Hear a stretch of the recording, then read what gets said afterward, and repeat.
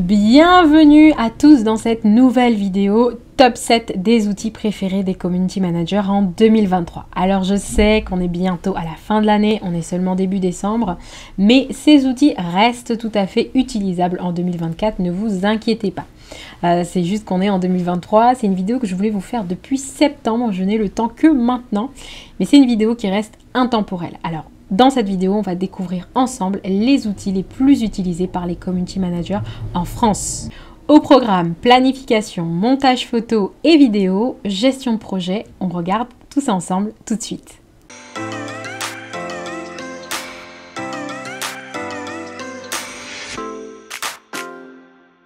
Alors c'est parti, on démarre tout de suite avec le premier outil que vous connaissez sans doute. Moi c'est mon indispensable, c'est celui que j'utilise dans toutes mes activités, que je fasse des vidéos, des présentations. Là je suis même en train de filmer cette vidéo et j'ai créé la présentation que je vous montre actuellement sur Canva. Donc pourquoi Canva est l'outil à absolument avoir dans votre boîte à outils? On n'est pas tous des pros du design, on n'est pas tous des designers graphiques professionnels et heureusement, on a Canva pour nos visuels. Alors, Canva, c'est vraiment l'outil que vous pouvez utiliser dans toutes vos tâches quotidiennes. Il y a la production de photos et d'images professionnelles de qualité pour promouvoir votre activité et l'activité de vos clients. Il y a la création de vidéos, encore plus facile aujourd'hui parce que Canva a intégré l'intelligence artificielle dans son outil. Depuis octobre 2023, ils ont sorti le Studio Magique. Je vous ferai des vidéos sur comment utiliser l'intelligence artificielle et comment créer des visuels avec Canva. Mais pas seulement, vous pouvez, donc comme je vous disais, également créer des présentations comme celle que je suis en train de vous montrer. Et vous pouvez également utiliser, publier des textes, publier des affiches, des flyers et même imprimer des t-shirts, des goodies en utilisant Canva. Donc il faut savoir que pour créer des contenus, les community managers s'appuient majoritairement sur Canva. C'est un outil hyper intuitif qui ne requiert pas de compétences poussées en design graphique.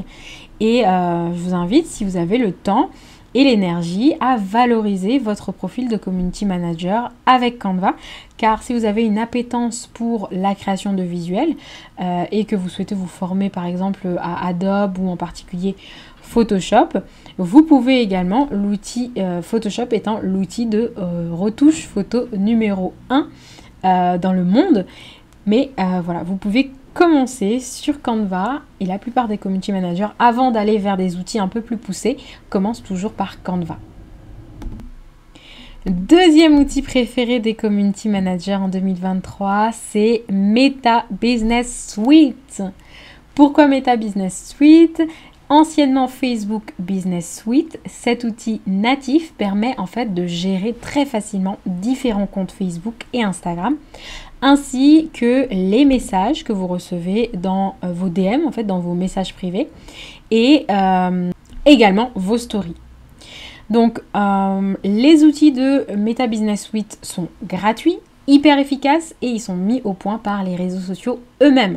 Donc c'est pour ça que les community managers, ils adorent utiliser Meta Business Suite. Finalement, c'est comme un point qui centralise tous vos réseaux sociaux au même endroit.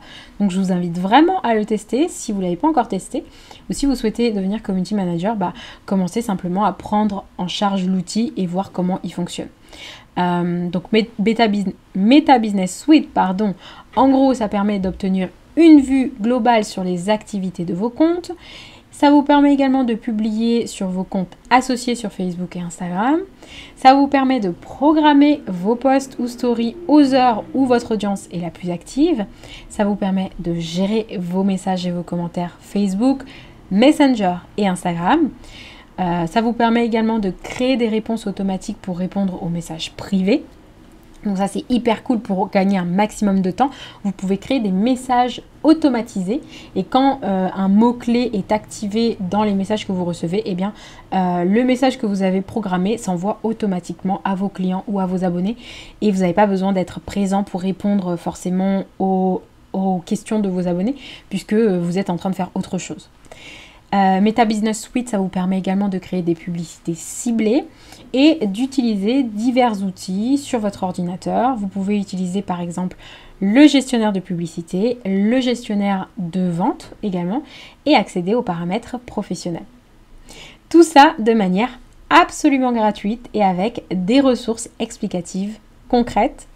Donc, n'hésitez pas, allez-y, testez Meta Business Suite et si vous connaissez déjà, eh bien, continuez à l'utiliser et à vous professionnaliser dans la maîtrise de cet outil parce que c'est quelque chose que vous pourrez apprendre à d'autres personnes par la suite. On va passer maintenant au troisième outil qui est le Creator Studio de Meta Business Suite, en fait toujours, enfin de Business Manager plutôt. C'est un outil qui est intégré à Facebook et qui permet de créer, de programmer vos posts. Il vous donne accès à votre bibliothèque de contenu, à vos statistiques, à votre messagerie et à la monétisation. Comme son nom l'indique, il permet de gérer facilement différents comptes Facebook et Instagram, ainsi que les messages provenant de Messenger. Donc, en gros, il est intégré à Business Suite et c'est cet outil qui va vous permettre de créer vos posts, de les programmer, de visualiser votre calendrier éditorial sur plusieurs semaines et aussi de booster vos publications. Donc voilà, n'hésitez pas à utiliser cet outil si vous ne le connaissez pas encore. Quatrième outil préféré des CM en 2023, si vous êtes un pro, vous devez y être, c'est LinkedIn pour bâtir une véritable autorité dans votre secteur d'activité. Je ne compte plus le nombre de vidéos que j'ai fait au sujet de LinkedIn, allez voir sur ma chaîne et il y a tout un module dans ma formation Community Manager à ce sujet, donc n'hésitez pas à vous rendre dans la description si vous voulez accéder à la formation. LinkedIn a de nombreux atouts. Il vous permet en tant que Community Manager de bâtir une véritable autorité dans votre secteur. Vous avez le mode créateur qui vous permet de créer des posts sous forme de différents formats. Vous pouvez créer des carousels, des sondages. Il y a aussi un outil qui est sous-estimé, c'est la vidéo, l'image. Vous pouvez aussi programmer vos posts et vous pouvez évidemment avoir accès à vos statistiques, des statistiques très complètes via votre vue créateur. Vous pouvez aussi mettre des liens sur votre profil, directement dans votre profil LinkedIn, pour amener vers votre newsletter, vers votre site internet, etc. Mais également des contenus à la une. Vous pouvez mettre des contenus en highlight et dès qu'une personne arrive sur votre profil, en fait, elle voit vos contenus qui ont le plus fonctionné, soit des contenus que vous avez créés avant, soit des contenus que vous voulez mettre en avant comme... je sais pas moi, votre chaîne YouTube ou votre dernière vidéo qui a fait un buzz. Voilà, donc c'est un excellent outil de prospection. Et puis, vous avez la possibilité aussi de faire et d'obtenir des recommandations via LinkedIn. Ça, c'est top pour votre image professionnelle, pour la preuve sociale. Quand vous avez des recommandations sur votre profil LinkedIn, ça vous permet en fait d'avoir une meilleure image, une image plus professionnelle et potentiellement d'avoir de nouveaux clients. Donc voilà pour LinkedIn qui vous permet de bâtir une véritable autorité sur votre secteur d'activité. Outil suivant préféré des community managers en 2023, c'est Google Drive et je pense que ça ne risque pas de changer en 2024. Personnellement, je fais tout sur Google Drive. Je prépare mes posts, je les classe dans mon calendrier éditorial sur Excel et je conçois mes stratégies digitales sur PowerPoint. Donc je fais tout en fait sur Google Drive. Et en plus, j'utilise Google Meet pour les réunions professionnelles. Donc vraiment, c'est un outil encore une fois qui est gratuit et qui vous permet de travailler super efficacement et de créer des dossiers, des sous-dossiers, de hiérarchiser vraiment votre travail pour être bien organisé et pouvoir avancer quotidiennement sur vos tâches. Ensuite, on va voir le sixième outil, c'est Instagram. Voilà, Instagram. Le réseau social roi de l'influence. Sur ce réseau social, il y a pléthore de fonctionnalités. Moi, j'ai été très présente sur Instagram il me semble, 2015 à 2021-22. J'ai fait une petite pause. Donc, j'ai beaucoup utilisé le réseau social. Mais c'est vrai qu'il a énormément changé entre-temps. Il y a eu un gros changement. On est passé d'un réseau social qui était positionné vraiment sur la photo et qui est allé plus sur la vidéo en fait, qui met en avant beaucoup plus de vidéos. Aussi, on n'a pas la possibilité de voir les contenus qui sont publiés par nos proches. On est un peu pollué par tous les contenus en fait de toute la plateforme. Alors c'est plutôt pas mal pour découvrir en fait de nouvelles personnes, mais le truc que je trouve qu'ils n'ont pas vraiment réussi, notamment Adam Mosseri, qui est product owner de Instagram, qui avait annoncé ce changement vraiment de vision d'Instagram, qui passe de la photo à la vidéo. Et ce qu'ils n'ont pas vraiment réussi, c'est en fait avant on pouvait découvrir de nouvelles personnes via l'onglet recherche ou actualité, je sais plus, c'était recherche. Et maintenant en fait tous les contenus de toutes les personnes qu'on ne connaît pas viennent directement dans notre fil d'actualité, via lequel en fait on est juste connecté pour voir les gens qu'on suit et nos proches potentiellement.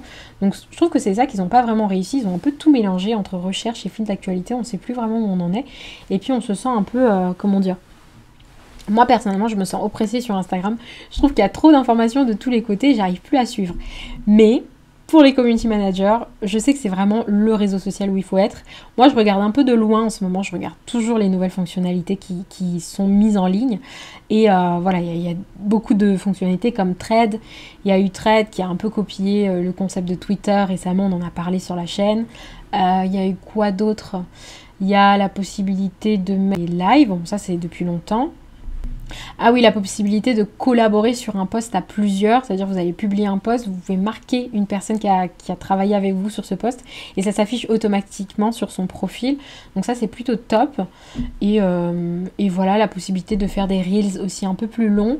Enfin, il y a plein de nouveautés et en tout cas c'est un réseau social qui est très visuel et très impactant. Donc c'est quand même un réseau social à suivre parce que déjà les community managers en France ils l'utilisent énormément et en général ça veut dire que les clients aussi, les entreprises communiquent énormément sur ce réseau social. Donc il faut pouvoir l'utiliser et le maîtriser. Et d'autant plus que les fonctionnalités sont gratuites, donc c'est vraiment un excellent endroit pour faire votre veille aussi, pour être au courant, ne serait-ce que si vous ne publiez pas, être au courant des dernières tendances qu'il y a sur votre marché. Ça peut être intéressant pour voir les pratiques des autres utilisateurs et observer les campagnes d'influence, parce que c'est important quand on est community manager de savoir qu'est-ce qui se fait dans le monde de l'influence, de la communication et de la publicité personnalisée. Parce qu'il y a énormément de marques qui sont présentes sur Instagram, tout simplement. Donc voilà, les fonctionnalités, je vous ai déjà fait rapidement le résumé. Les stories pour partager l'envers du décor de votre entreprise, le feed pour asseoir votre identité de marque, les messages privés, les DM et maintenant la possibilité de discuter avec une communauté en privé, donc via Thread, qui est malheureusement en train de faire un flop. Je l'ai vu sur la chaîne YouTube de Marketing qui disait que Thread finalement au départ c'est allé très fort et en ce moment c'est beaucoup moins utilisé par les personnes de la communauté Instagram.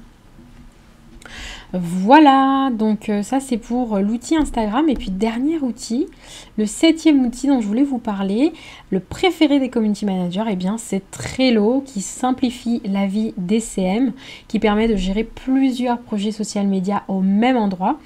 En gros, Trello c'est un outil de gestion de projet en ligne. Donc il a été lancé en septembre 2011 et il a été inspiré par la méthode Kanban de Toyota. Il repose en fait sur une organisation des projets en planches qui liste finalement des cartes, chacune représentant une tâche, et vous pouvez en fait donner un intérêt ou une note d'urgence à chaque tâche. Une fois que la tâche est réalisée, vous la mettez vous pouvez la passer au niveau des couleurs en vert pour dire par exemple c'est réalisé. Vous pouvez ajouter des collaborateurs, retirer des collaborateurs et comme ça suivre l'évolution de votre projet au fur et à mesure et à plusieurs. Voilà pour les 7 outils dont je voulais vous parler, les 7 outils préférés des community managers en 2023 et en 2024, c'est certain. Donc, n'hésitez pas à vous abonner à la chaîne si vous voulez plus d'actualités sur le monde des community managers et du marketing digital en général.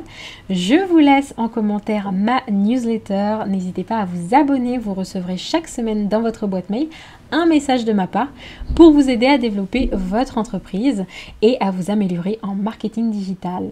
C'est tout pour moi. On se retrouve dans une prochaine vidéo. Ciao, ciao!